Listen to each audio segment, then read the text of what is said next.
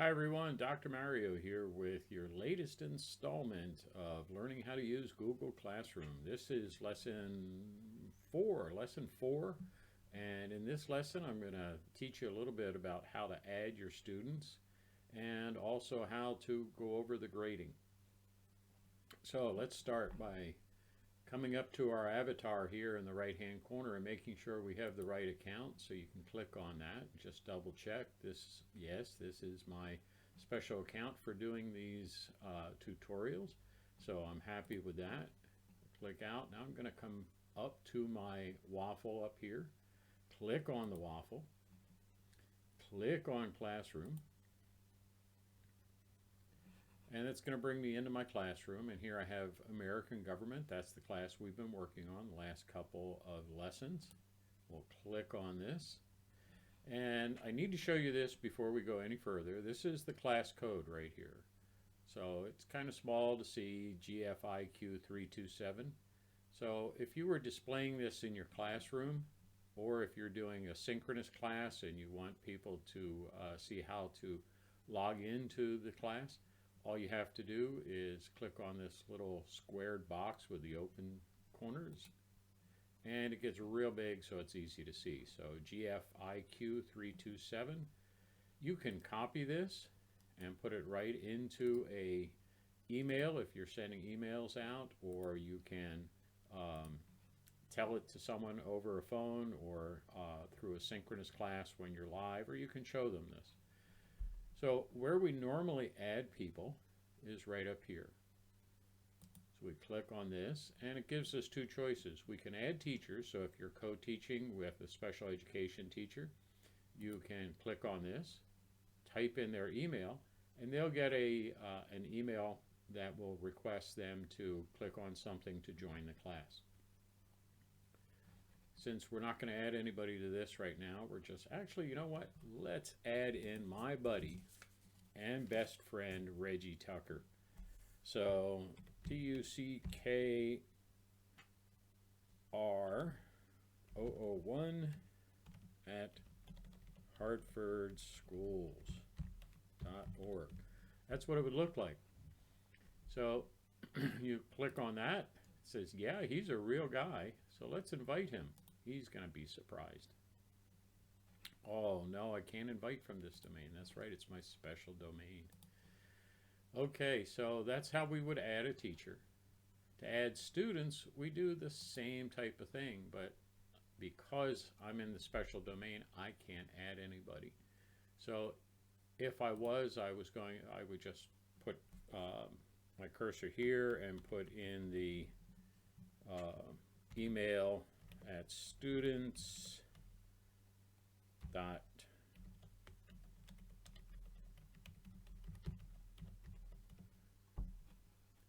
their lunch number at students.hartfordschools.org. And yes, that's a real one, so we're going to invite. Ooh, and actually they got an invite. I guess someone who is 12345 6 at students.hartfordschools got invited. We'll have to take that out later. So right now, that's two ways that we can add people. So this way, or we can use back in the classroom, back in the stream, we can use this number right here. Now, once students are invited or teachers are invited, you're going to see them start to appear here. Teachers will appear here. This is you. Actually, this is me. And this will be where your students are. To go to grades, you would see your grades here. And since we don't have any students in this class yet, I'm going to go over to a real class that I have already set up and double check and make sure I'm in the right account. Yes, I am. So I'm going to go up here to my waffle, click on Classroom, and my classrooms will pop up. So I'm going to go over to this classroom. This is an easy one to use. This is where I've been posting different things for my students the last couple of days. And, excuse me, I want to pop into people, and that'll show you who's in here. And I wanted to show you something really neat about this. We can add guardians. So you can invite guardians to this, people who can check in on what their students are doing, the same as you can invite in PowerSchool. So if we wanted to add students, we could invite students from here. Same type of thing, we'd put their email in, okay? Here's where the students show up. Now we have some really neat options here. From here we can email a student. But if we take a look at this one, who already has guardians in, we can email guardians, we can invite guardians, or we can remove guardians. We also have actions that we can apply to the students, so we could email all of them, remove all of them, or mute all of them. We can choose one or two that we wanted to send an email to,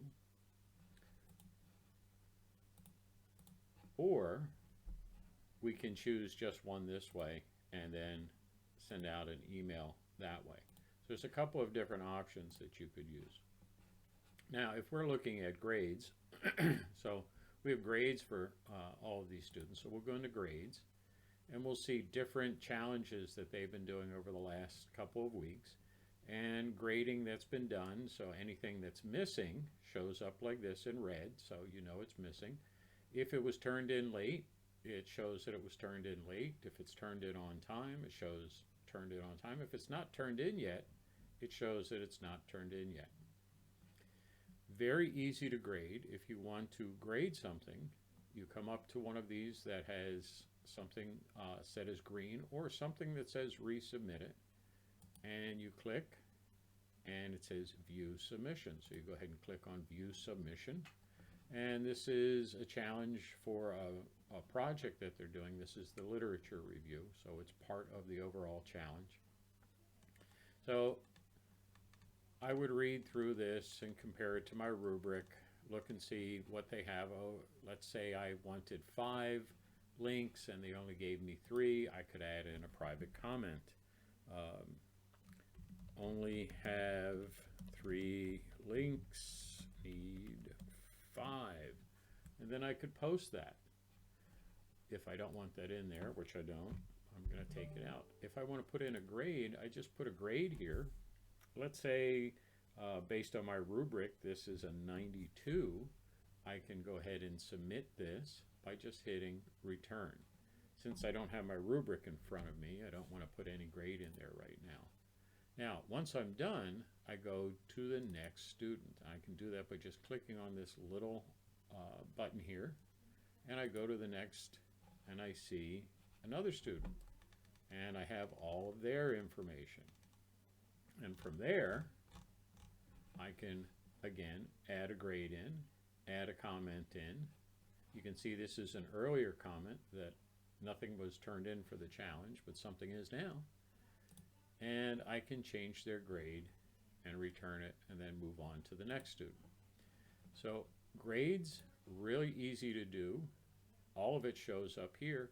Now you can sort this by last name, or you can sort it by first name. I like to do it by last name because that way when I'm going into PowerSchool to take these grades and put them in PowerSchool, I can easily just follow straight down one after the other. The only difference between PowerSchool and Google Classroom is in Google Classroom, your latest assignments are here on the leading edge to the left. In PowerSchool, your latest assignments are on the right. Once you get used to that, it's not too hard to go back and forth. So that's pretty much everything that I can show you right now about PowerSchool. I'm sorry, about Google Classroom. I can show you a lot more about PowerSchool. So I think we're about done with the lessons. This was 5 lessons overall. If you still have some questions, feel free to email me at mario.minichino@hartfordschools.org. Thanks so much for tuning in and watching the videos and bearing with me as I kind of improve the process as we go. So good luck everybody, and again, let me know if there's any information that you need.